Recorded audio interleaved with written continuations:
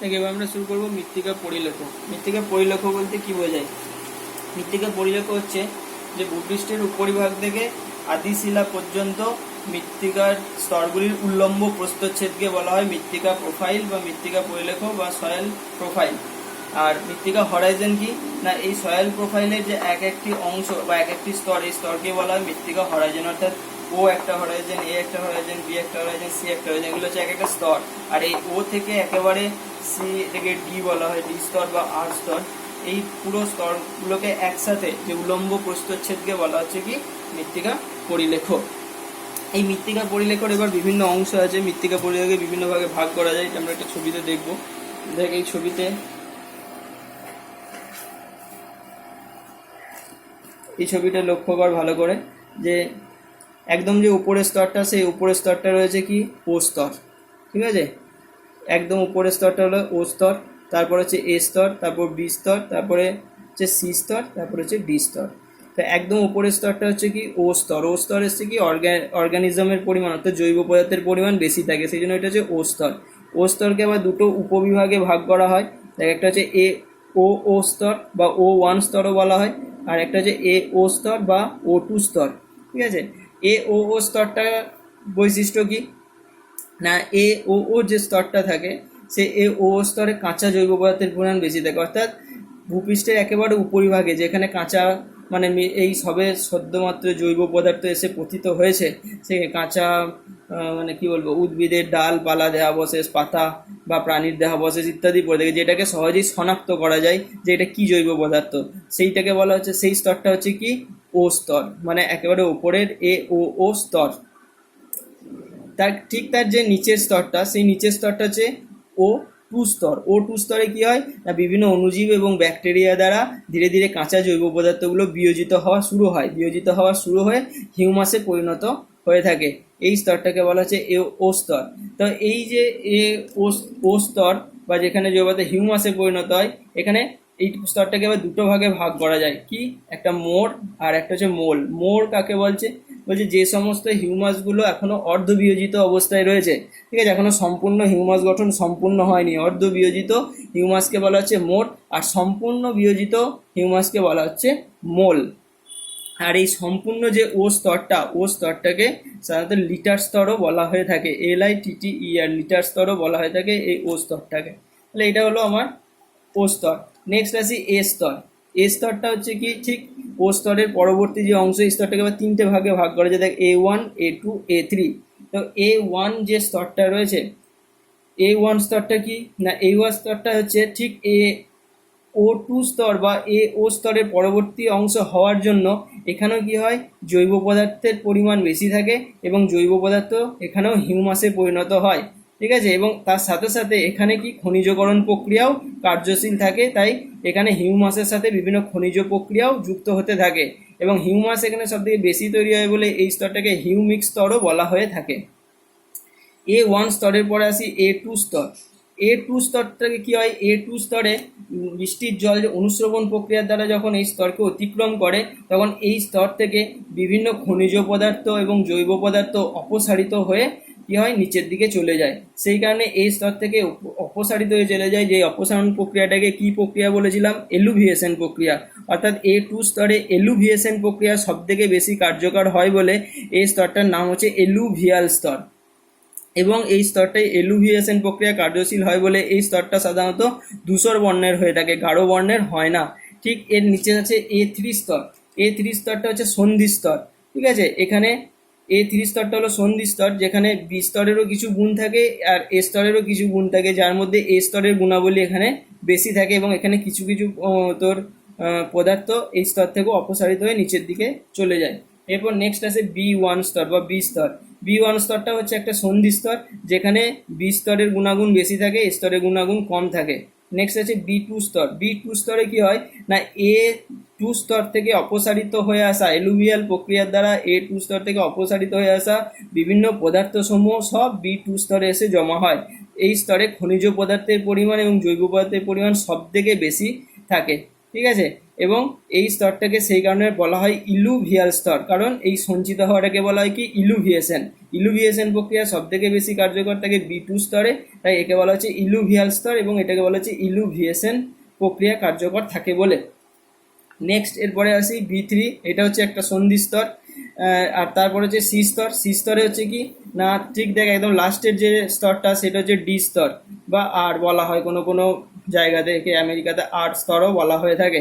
তো এই ডি স্তর মানে হচ্ছে আদি শিলা। এটা আদি শিলা থেকে পদার্থসমূহ চূর্ণ বিচূর্ণ হয়ে পড়ে থাকে এই সি স্তরে।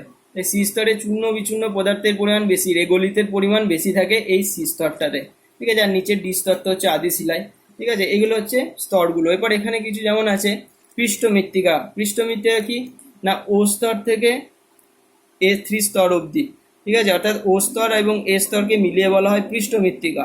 আর অন্তমৃত্তিকা কাকে বলে, এ স্তর থেকে সি স্তর পর্যন্ত সম্পূর্ণ অংশটাকে বলা হচ্ছে অন্তমৃত্তিকা। পৃষ্ঠ মৃত্তিকা কি, ও স্তর আর এ স্তর হচ্ছে পৃষ্ঠ মৃত্তিকা, এবং এ স্তর থেকে A B C এই তিনটে স্তর মিলিয়ে হচ্ছে অন্তমৃত্তিকা।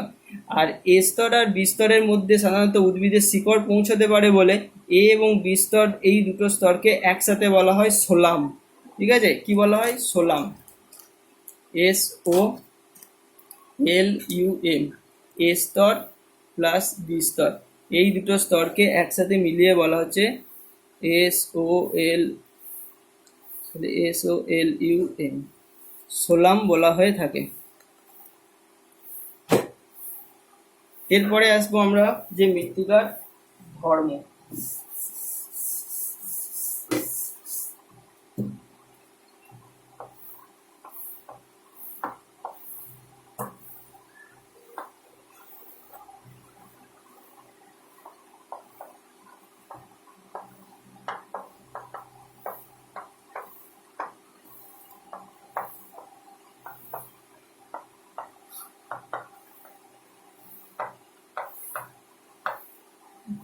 মৃত্তিকার ধর্মগুলোকে দুটো ভাগে ভাগ করা হয়, একটা হচ্ছে মৃত্তিকার ভৌত ধর্ম আর একটা হচ্ছে মৃত্তিকার রাসায়নিক ধর্ম।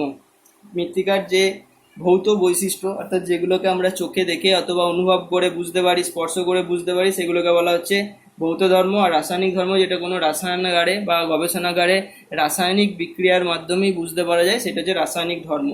তো মৃত্তিকার ভৌত ধর্মের মধ্যে কি কি আছে, মৃত্তিকার ভৌত ধর্মগুলোর মধ্যে হচ্ছে প্রথমে আসবো মৃত্তিকার গঠন,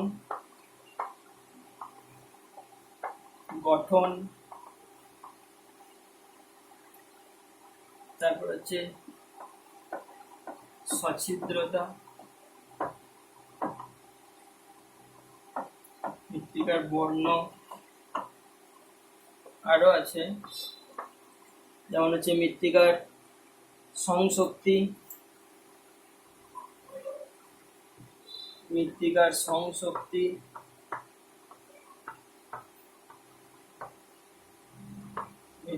সংহতি, আসঞ্জন বল,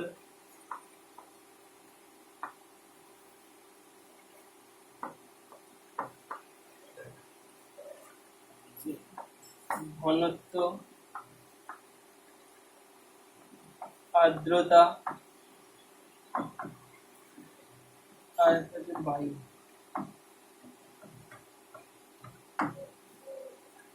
এগুলো হচ্ছে মৃত্তিকার বৈশিষ্ট্য। কি কি, এটা হচ্ছে মৃত্তিকার গ্রথন, মৃত্তিকার গঠন, মৃত্তিকার সচ্ছিদ্রতা, মৃত্তিকা বর্ণ, মৃত্তিকার সংশক্তি, মৃত্তিকার সংহতি, মৃত্তিকার আসঞ্জন বল, মৃত্তিকার ঘনত্ব, মৃত্তিকার আর্দ্রতা এবং মৃত্তিকার বায়ু। মৃত্তিকার গ্রথন কাকে বলছে, মৃত্তিকা গঠনকারী যে সমস্ত উপাদান যাদের ব্যাস 2 মিলিমিটারের কম, অর্থাৎ বালি, পলি এবং কাদাকণার যে আপেক্ষিক অনুপাত, সেই আপেক্ষিক অনুপাতকে বলা হচ্ছে মৃত্তিকার গ্রথন বা বুনন, ঠিক আছে।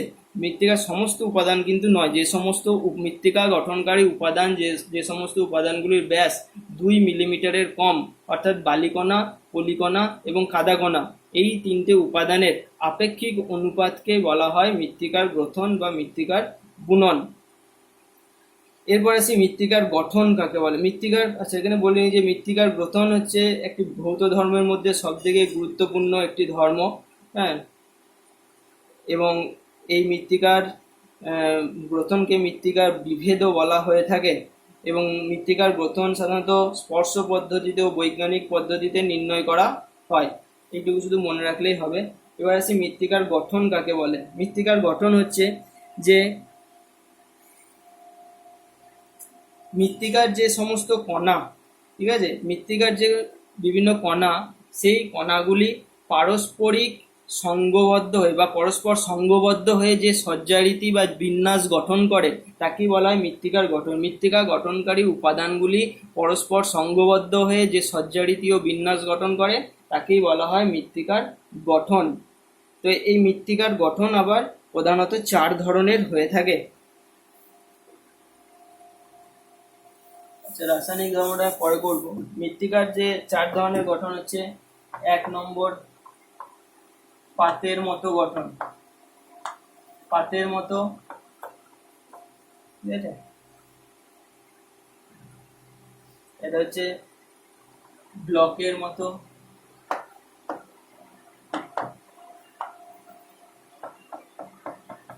প্রিজমের মতো,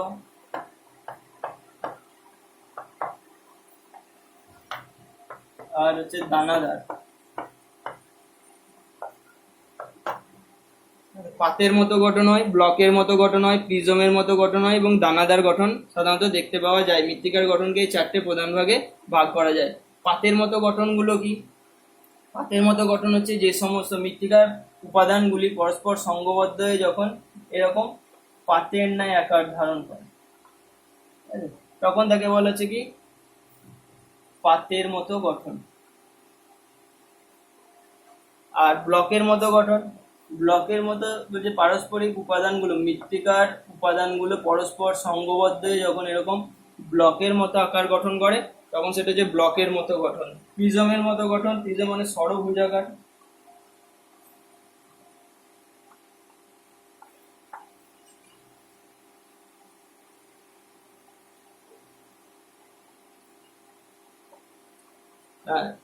কি হচ্ছে না, মৃত্তিকা গঠনকারী উপাদানগুলি পরস্পর সঙ্গবদ্ধ হয়ে যখন এরকম প্রিজমের মতো আকৃতি গঠন করে তখন সেটা প্রিজমের মতো গঠন হয়। আর দানাদার গঠন, যে মৃত্তিকার যে সমস্ত উপাদানগুলো রয়েছে সেই উপাদানগুলো পরস্পর সঙ্গবদ্ধ হয়ে যখন সেটা ছোট ছোট দানার আকৃতি গঠন করে তখন তাকে বলা হচ্ছে দানাদার গঠন। ছোট ছোট দানার আকৃতি গঠন করে তখন তাকে আমরা বলবো দানাদার গঠন। দানা মানে এরকম গোল গোল,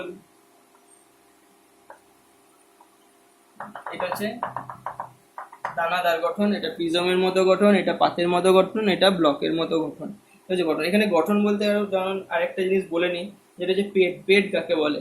পেড হচ্ছে যে মৃত্তিকার যে প্রাথমিক কণা, সেই প্রাথমিক কণাগুলো প্রাকৃতিক প্রক্রিয়ায় একত্রিত হয়ে যে গুটি তৈরি করে সেই গুটিকেই বলা হচ্ছে পেড, ঠিক আছে। অর্থাৎ মৃত্তিকার যে প্রাথমিক মৃত্তিকা গঠনের যে প্রাথমিক একক, সেই প্রাথমিক একককে বলা হয় পেড। মৃত্তিকা গঠনের বিভিন্ন যে কণা, এই কণাগুলো যখন পরস্পর একত্রিত হয়ে একটা গুটি তৈরি করে তখন তাকে বলা হচ্ছে কি পেড। পেডের শুধু আমরা একটা দিক দেখতে পাচ্ছি, কিন্তু যখন এটা আমরা 3 দিক অর্থাৎ দৈর্ঘ্য, প্রস্থ এবং উচ্চতা এই 3টেই থাকবে তখন তাকে বলা হবে পেডন।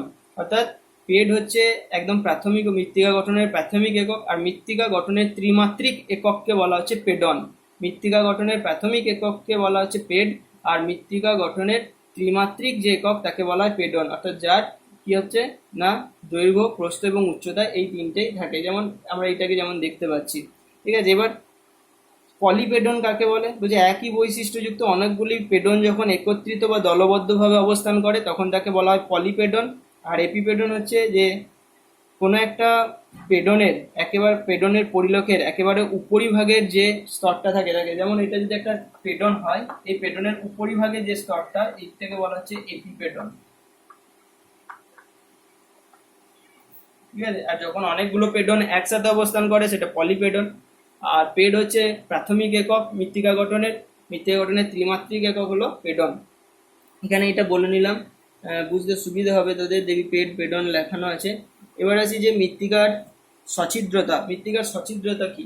সছিদ্রতা একটা মৃত্তিকার মধ্যে বিভিন্ন একটা যৌগিক মিশ্রণ, বিভিন্ন কণা থাকে, সেই কণাগুলোর মধ্যে যে ফাঁক, ঠিক আছে, যে অংশ অর্থাৎ মৃত্তিকা গঠনকারী উপাদানগুলির মধ্যে যে ক্ষুদ্র ক্ষুদ্র ফাঁক থাকে সেই ফাঁককে বলা হচ্ছে কি অনুরন্ধ্র।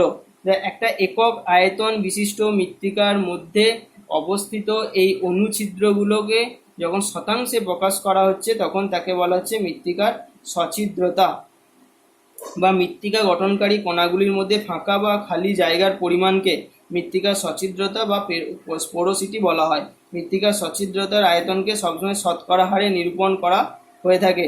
স্থূল গ্রথনে এটি বেশি থাকে এবং সূক্ষ্ম গ্রথনে এই তোর সছিদ্রতা কম থাকে। বোঝা গেল? তাহলে মৃত্তিকা গঠনকারী কণাগুলির মধ্যে ফাঁকা বা খালি জায়গার পরিমাণকেই মৃত্তিকার সছিদ্রতা বলা হচ্ছে, এটা শতাংশে প্রকাশ করা হয়। যদি আমরা একটু ভালো করে বলতে যাই তাহলে কি হবে না, মাটির একক ঘন একক আয়তনে উপস্থিতিতে অনুছিদ্র স্থানের শতকরা পরিমাণকে বলা হয় মাটির সছিদ্রতা। যাই হোক, যেটা সহজ হয় সেটা করবি, তোরা লেখানো আছে দেখবি। এবার আসি মৃত্তিকার বর্ণ। মৃত্তিকার বর্ণ মানে মৃত্তিকার রং। মৃত্তিকার বর্ণ যেমন বিভিন্ন ভৌত ধর্মগুলোর মধ্যে এটা গুরুত্বপূর্ণ যে মৃত্তিকা বর্ণের মূল উপকরণ হচ্ছে জৈব এবং অজৈব পদার্থের পরিমাণ, তার উপর নির্ভর করে। আর জল নির্গমন প্রভৃতির উপর উপস্থিতি প্রতিফলিত হয় এই বর্ণ দ্বারা। যেমন বর্ণ দেখে মৃত্তিকার উর্বরতা ক্রম সাজালে যেমন প্রথমে হচ্ছে কি কালো, কালো থেকে একটু হালকা হলে হবে বাদামি, বাদামি থেকে একটু হলে ধূসর বাদামি, তারপর হবে কালচে ধূসর, এই ধরনের হয়ে থাকে। এর থেকে আমরা মৃত্তিকার কি ধরনের মৃত্তিকা সেটা বুঝতে পারি। যেমন চারনোজের মৃত্তিকা কালো হয়, পর্জল মৃত্তিকা ধূসর হয়, ল্যাটেরাইট মৃত্তিকা কি হয়, লাল রঙের হয়ে থাকে। ঠিক আছে, যেখানে লো অক্সাইডের পরিমাণ বেশি থাকে। তাহলে এইটা হচ্ছে বর্ণ, একটা গুরুত্বপূর্ণ ধর্ম। এটা বর্ণ দেখে আমরা মৃত্তিকা সম্পর্কে একটা ধারণা লাভ করতে পারি। এবার আসি বর্ণের পর মৃত্তিকার সংশক্তি। মৃত্তিকার সংশক্তি বলতে কি বোঝায়? বলছে মৃত্তিকার যে কর্দম কণা, একদম সূক্ষ্ম কণা, মৃত্তিকার যে একদম সূক্ষ্ম কণা সেটা হচ্ছে কাদা কণা। ঠিক আছে, যেখানে যার যে ব্যাস 0.002 মিলিমিটারেরও কম ব্যাসযুক্ত হয় একটা কাদা কণার ব্যাস। তো মৃত্তিকার এই যে কাদা কণা বা কর্দম কণা সমূহ একে অপরকে আকর্ষণ করে ধরে রাখার যে ক্ষমতা তাকেই বলা হয় মৃত্তিকার সংশক্তি বল। ঠিক আছে, মৃত্তিকার সব থেকে সূক্ষ্ম কণা, ঠিক আছে, এই সূক্ষ্ম কণাগুলোর একে অপরকে ধরে রাখার বা সঙ্গবদ্ধ রাখার যে ক্ষমতা, যে শক্তি, সেই তাকেই বলা হচ্ছে মৃত্তিকার সংশক্তি বল। মানে মৃত্তিকার সব থেকে ক্ষুদ্র কণাগুলোর একে অপরকে সঙ্গবদ্ধ করে ধরে রাখার ক্ষমতাকে বলা হয় মৃত্তিকার সংশক্তি। এই সংশক্তির প্রভাবেই মৃত্তিকা সাধারণত চাই বা ঢেলার সৃষ্টি হয়, যেটা আঘাত করলেও সহজে ভাঙে না।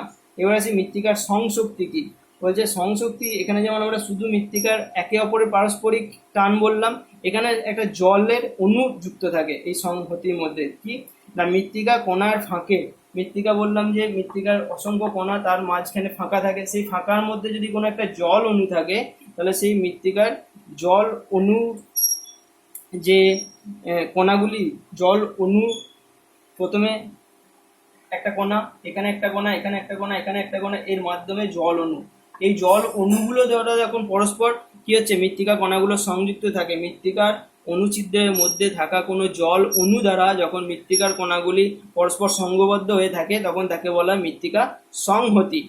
এবার হচ্ছে মৃত্তিকার আসঞ্জন বল। মৃত্তিকার আসঞ্জন বল কাকে বলছে? আসঞ্জন বল কাকে বলে না, কোনো একটা কঠিন বস্তুর পৃষ্ঠদেশে জলকণার লেগে থাকার যে শক্তির প্রভাবে জলকণা লেগে থাকে তাকে বলা হচ্ছে আসঞ্জন বল। যে বলের প্রভাবে কোনো একটা কঠিন বস্তুর উপরে একটি জলকণা লেগে থাকে তাকে বলা হচ্ছে আসঞ্জন বল।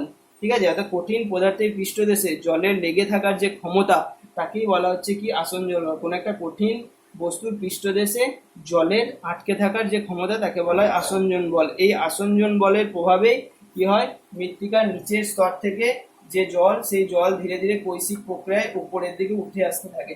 অর্থাৎ মৃত্তিকার নিচে জল আছে, সেই জল ধীরে ধীরে এরকম জলকণা রূপে উপরের দিকে উঠতে থাকে। ঠিক আছে, এই প্রক্রিয়াটাই হচ্ছে কি কৈশিক প্রক্রিয়া, এবং এটা হয় কিসের জন্য? আসঞ্জন বলের জন্য হয়ে থাকে। মৃত্তিকার ঘনত্ব বলছে প্রতি একক আয়তন বিশিষ্ট মৃত্তিকার মোট ওজনকেই বলা হয় মৃত্তিকার ঘনত্ব। ঠিক আছে, এবার বিভিন্ন ধরনের খনিজ পদার্থের উপর নির্ভর করে এই মৃত্তিকার ঘনত্ব নির্ধারিত হয়। ঠিক আছে, জৈব পদার্থ যদি বেশি থাকে তাহলে মাটির ঘনত্ব কম হয়, খনিজ পদার্থ যদি বেশি থাকে বিশেষ করে লোহা ম্যাঙ্গানিজ প্রভৃতি থাকে তাহলে সেই মৃত্তিকা ভারী হয়। হ্যাঁ, মৃত্তিকার ঘনত্ব বেশি হয় বিভিন্ন খনিজ পদার্থ থাকলে। এবার সেই মৃত্তিকার আর্দ্রতা, এটা একটা গুরুত্বপূর্ণ ভূমিকা, যে মৃত্তিকার আর্দ্রতা। মৃত্তিকার আর্দ্রতা মানে মৃত্তিকার জলের পরিমাণ,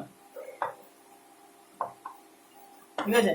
আর্দ্রতা বলতে বোঝায় কি, মৃত্তিকার মধ্যে যে জল থাকে তাকে বলা হয় মৃত্তিকার আর্দ্রতা। তো এই মৃত্তিকার যে জল, সেই জলটাকে সাধারণত 3-4টে ভাগে ভাগ করা হয়। মহাকর্ষীয় জল, কৈশিক জল, জলগ্রাহী জল এবং সংযুক্ত জল, এই 4টি প্রধান ভাগে ভাগ করা হয়। মহাকর্ষীয় জল, কৈশিক জল, জলগ্রাহী জল এবং সংযুক্ত জল, এই 4টি ভাগে ভাগ করা। এবং আর্দ্রতা কিভাবে কার্যকর মানে কার্যশীল হয়, একটা মৃত্তিকার গুরুত্বপূর্ণ ভূমিকা পালন করে মৃত্তিকা কেমন হবে সেটার উপর। যেমন আমি বলি যে এখানে 2 ধরনের মৃত্তিকা হয়, একটা হচ্ছে ভৌত শুষ্ক মৃত্তিকা। ভৌত শুষ্ক মৃত্তিকা, যে মৃত্তিকার জল ধারণ ক্ষমতা প্রায় একেবারেই থাকে না, বা যে মৃত্তিকা জল ধরে রাখতে পারে না, সেই মৃত্তিকাকে বলা হয় ভৌত শুষ্ক মৃত্তিকা। যেমন হচ্ছে তোর বালি মাটি। বালি মাটি সছিদ্রতা বেশি, তার জন্য কি বালি মাটিতে কোনো জল থাকতে পারে না। জল না থাকলে সেখানে কোনো উদ্ভিদও জন্মায় না, ঠিক আছে। অর্থাৎ জল মানে উদ্ভিদ জল শোষণ করার মতো জলই পায় না এই মাটি থেকে, সেই জন্য এটাকে বলা হচ্ছে ভৌত শুষ্ক মৃত্তিকা। আর এক ধরনের মৃত্তিকা হয় যেটাকে বলা হচ্ছে শারীরবৃত্তীয় শুষ্ক মৃত্তিকা।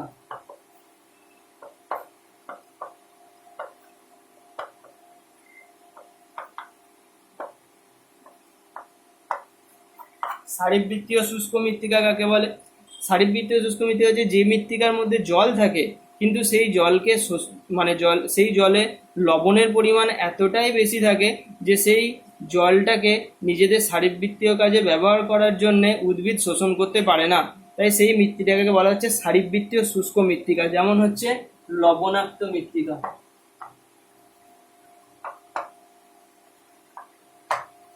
অর্থাৎ বালি মৃত্তিকা হচ্ছে ভৌত শুষ্ক মৃত্তিকা, আর লবণাক্ত মৃত্তিকা হচ্ছে শারীরবৃত্তীয় শুষ্ক মৃত্তিকা। বোঝা গেল এই দুটো জিনিস? শারীরবৃত্তীয় লবণাক্ত মৃত্তিকায় জল থাকে, কিন্তু সেই জলে লবণের পরিমাণ এতটাই বেশি থাকে যে উদ্ভিদ সেটাকে নিজেদের প্রয়োজনে, শারীরবৃত্তীয় প্রয়োজনে ব্যবহার করতে পারে না, সেই জন্য এটাকে বলা হচ্ছে শারীরবৃত্তীয় শুষ্ক মৃত্তিকা। সবার শেষে আসি বায়ু, ঠিক আছে। মৃত্তিকাতে যে শূন্যস্থান সছিদ্রতা, যে মৃত্তিকা যত বেশি সছিদ্রতা হয় সেই মৃত্তিকাতে বায়ুর পরিমাণ বেশি থাকে, ঠিক আছে। বায়ুমণ্ডল থেকে কার্বন ডাই অক্সাইড সেটা মৃত্তিকার মধ্যেই সাধারণত থাকে, নাইট্রোজেন এগুলো সবই মৃত্তিকার মধ্যে থাকে। সেখান থেকেই উদ্ভিদ তাদের প্রয়োজনীয় উপাদানগুলোকে সংগ্রহ করে। এটা হচ্ছে মৃত্তিকার যে ছিদ্র, সেই ছিদ্রের মধ্যে বায়ু। এবার আসি মৃত্তিকার রাসায়নিক ধর্ম।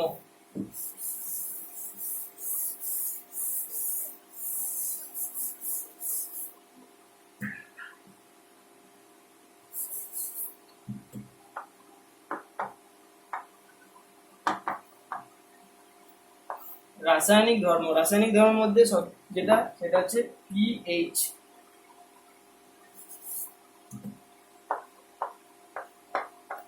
পিএইচ এটা হচ্ছে পন্ডাস অফ হাইড্রোজেন। পন্ডাস অফ হাইড্রোজেন, ঠিক আছে। এটা থেকে এসছে সুইডিশ বিজ্ঞানী সোরেনসেন, ঠিক আছে। সুইডিশ বিজ্ঞানী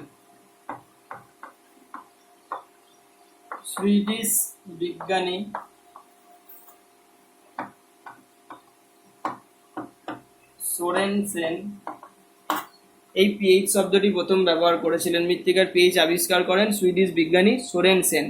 পিএইচ মানে কি? পন্ডাস অফ হাইড্রোজেন, ঠিক আছে। পন্ডাস কথাটার অর্থ মানে হচ্ছে ওজন। অর্থাৎ মৃত্তিকার মধ্যে হাইড্রোজেনের পরিমাণের উপর নির্ভর করে মৃত্তিকার অম্লত্ব এবং ক্ষারকত্ব যে প্রকাশ করা হয় সেটাকেই বলা হচ্ছে মৃত্তিকার পিএইচ। অর্থাৎ মৃত্তিকাটা আম্লিক হবে না ক্ষারকীয় হবে সেটা নির্ভর করে কার উপর? না মৃত্তিকায় থাকা হাইড্রোজেনের উপর। যদি মৃত্তিকায় হাইড্রোজেনের পরিমাণ বেশি থাকে তাহলে সেই মৃত্তিকাটা হয় কি? আম্লিক। আর মৃত্তিকায় যদি হাইড্রোজেনের পরিমাণ কমে হাইড্রোক্সিল আয়নের পরিমাণ বেশি থাকে তাহলে সেই মৃত্তিকাটা হয় ক্ষারকীয়। তো বিজ্ঞানী সোরেনসেন এটা পিএইচ যে স্কেল, সেই পিএইচ স্কেলের মাধ্যমে দেখিয়েছিলেন। এটা লগারিদম পদ্ধতিতে হয়, অত বিস্তারিত এখানে জানার দরকার নেই। শুধু ধরা স্কেলটা নয়, স্কেলটা হয় সাধারণত 1 থেকে 14 মাত্রার স্কেল হয়, যার মাঝখানে থাকে 7, ঠিক আছে। 1 থেকে 14 মাত্রার স্কেল হয়, ঠিক আছে। 7, এখানে হচ্ছে 6, 5, 4, 3, 2, 1, 8, 9, 10, 11, 12, 13, 14। 7 হচ্ছে যদি কোনো মৃত্তিকার পিএইচ এর মান 7 হয় তাহলে সেই মৃত্তিকাটা হচ্ছে কি প্রসম মৃত্তিকা, নিউট্রাল।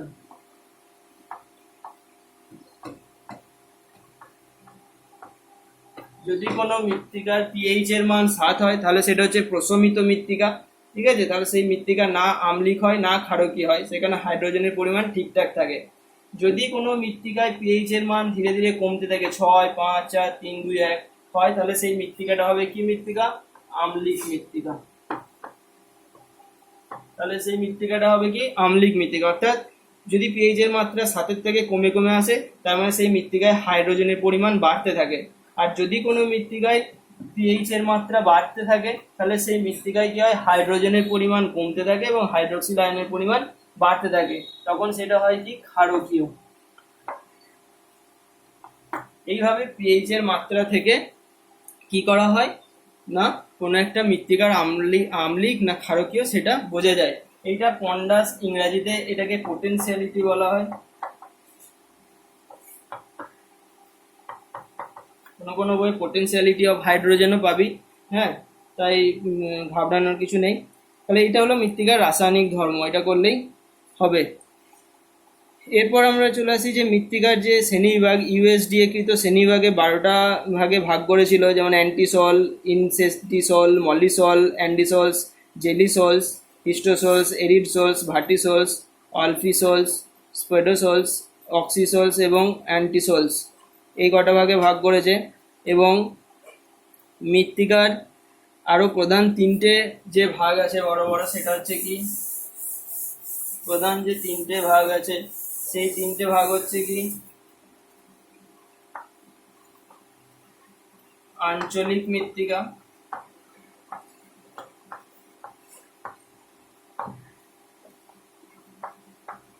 অন্ত আঞ্চলিক মৃত্তিকা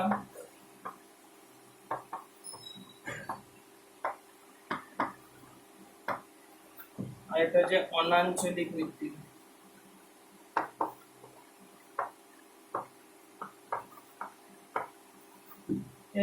আঞ্চলিক মৃত্তিকা কাকে বলে না, যখন কোনো একটা বিশেষ অঞ্চলে সেখানকার জলবায়ু এবং স্বাভাবিক উদ্ভিদের উপর নির্ভর করে একটা বিস্তীর্ণ অঞ্চল জুড়ে এক বিশেষ ধরনের মৃত্তিকার সৃষ্টি হয়, তখন তাকে বলা হয় আঞ্চলিক মৃত্তিকা। যেমন উদাহরণ বলছি, ল্যাটেরাইট মৃত্তিকা, ঠিক আছে। ল্যাটেরাইট মৃত্তিকা কোথায় দেখতে পাওয়া যায়, উষ্ণ আর্দ্র ক্রান্তীয় অঞ্চলে।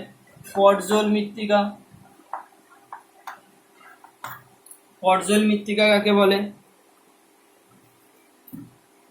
পর্জল মৃত্তিকা কোথায় দেখতে পাওয়া যায়, সেটা হচ্ছে আর্দ্র শীতল নাতিশীতোষ্ণ জলবায়ু অঞ্চলে পর্জল মৃত্তিকা দেখতে পাওয়া যায়।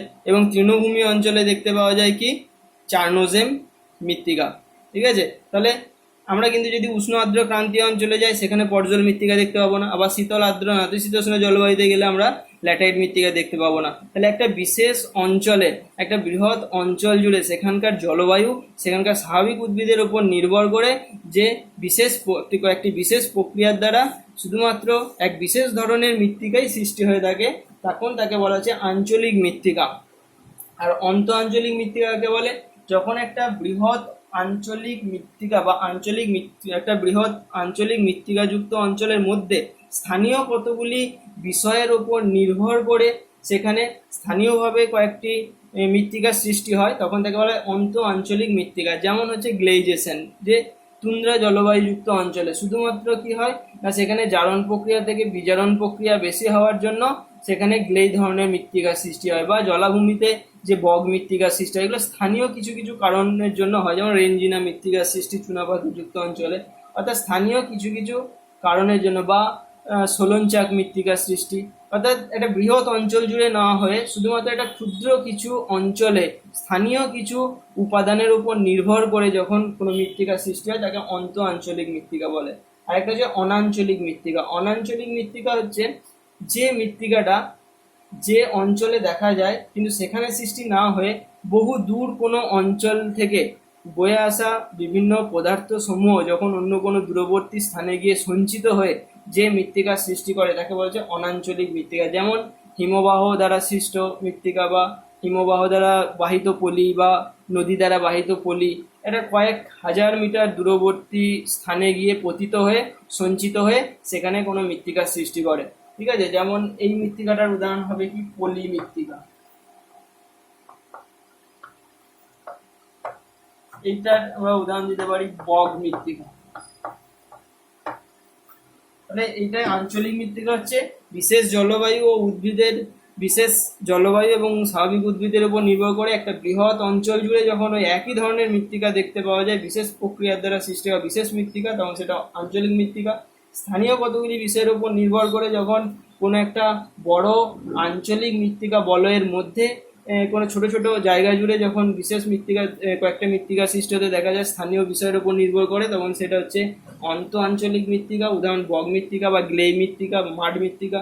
আর অনাঞ্চলিক মৃত্তিকা হচ্ছে কি অনাঞ্চলিক মানে ওই অঞ্চলের অন্তর্ভুক্ত নয়। ঠিক আছে, কোনো দূরবর্তী কোনো স্থান থেকে এসেছে, ঠিক আছে, সেই ধরনের যে মৃত্তিকা তাকে বলা হচ্ছে অনাঞ্চলিক। যেমন বললাম যে হিমবাহ বায়ু, যেমন যদি আমরা এটাকে সংজ্ঞা হিসেবে বলতে চাই যে অনাঞ্চলিক মৃত্তিকা, তাহলে এটা বলতে হবে যে এক ধরনের ক্ষয়জাত দ্রব্য বা ক্ষয়কারী প্রাকৃতিক শক্তির প্রভাবে, যেমন নদী, হিমবাহ এবং বায়ুপ্রবাহ অন্যত্র পরিবাহিত ও সঞ্চিত হয়ে বা নির্দিষ্ট সময়ের অভাবে মৃত্তিকা গঠনের পর্যায়গুলি অসমাপ্ত রেখে যে অপরিণত ও স্তরায়নহীন মৃত্তিকার সৃষ্টি হয় তাকে বলা হয় অনাঞ্চলিক বা অ্যাজোনাল বা বহিরাঞ্চলিক বা অবলয়িত মৃত্তিকা, অর্থাৎ একে বহিরাঞ্চলিক মৃত্তিকাও বলা হয়ে থাকে। কি না, নদী, হিমবাহ এবং বায়ুপ্রবাহ দ্বারা যখন ক্ষয়জাত পদার্থসমূহ অন্যত্র পরিবাহিত হয়ে সঞ্চিত হয়ে, ঠিক আছে, যখন যে মৃত্তিকা সৃষ্টি করবে তাকে বলা হচ্ছে অনাঞ্চলিক মৃত্তিকা। এবং এই মৃত্তিকার গঠন প্রক্রিয়া সম্পূর্ণ নয় বলে এই মৃত্তিকা সাধারণত পরিণত মৃত্তিকা হয় না বা আদর্শ মৃত্তিকাও হয় না। ঠিক আছে, পরিণত মৃত্তিকা কাকে বলে? যে মৃত্তিকায় সাধারণত মৃত্তিকা পরিলোকের 5টি স্তরই দেখতে পাওয়া যায় তাকে বলা হচ্ছে পরিণত মৃত্তিকা বা আদর্শ মৃত্তিকা। ঠিক আছে, এই ধরনের পরিণত মৃত্তিকার একটা উদাহরণ হচ্ছে পর্জল মৃত্তিকা, যে মৃত্তিকায় মৃত্তিকা পরিলেখের ও, এ, বি, সি, ডি বা আর এই 5টি স্তরই সুস্পষ্টভাবে দেখতে পাওয়া যায় সেই মৃত্তিকাকে বলা হচ্ছে আদর্শ মৃত্তিকা বা পরিণত মৃত্তিকা। আর অপরিণত মৃত্তিকা কোনটা? যে মৃত্তিকায় এই 5টা স্তর সুস্পষ্টভাবে দেখতে পাওয়া যায় না। যেমন তার একটা উদাহরণ হবে অনাঞ্চলিক মৃত্তিকা বা পলি মৃত্তিকা, এটা অপরিণত মৃত্তিকাও আমরা বলতে পারি। অপরিণত মৃত্তিকা বোঝা গেল? তাহলে